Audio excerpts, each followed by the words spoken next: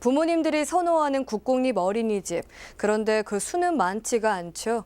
있다고 해도 정원이 꽉 차서 대기해야 하는 상황이 발생하는 건 어디나 마찬가지일 겁니다.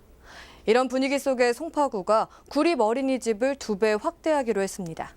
천서연 기자입니다. 아이를 맡겨야 하는 부모가 국공립 어린이집을 선호하는 이유는 무엇보다 믿고 맡길 수 있다는 점 때문입니다.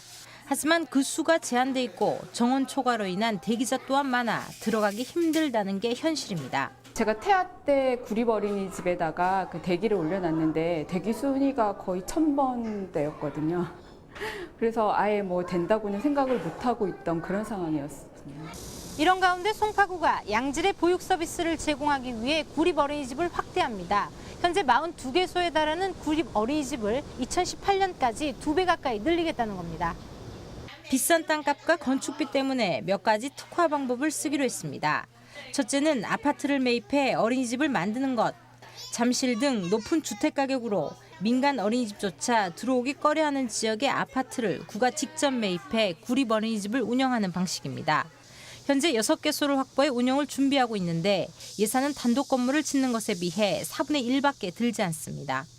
저희가 주택을 매입을 해서 신축을 하는 경우에는 최하 한 40억 정도의 비용이 소요가 됩니다. 그래서 땅을 매입을 해서 이제 뭐 건립을 하는데 그 정도 드는데요. 아파트 1층을 매입해서 하게 되면은 한 10억 정도의 비용을 해서. 두 번째는 빈 건물을 이용해 어린이집을 만드는 방법입니다.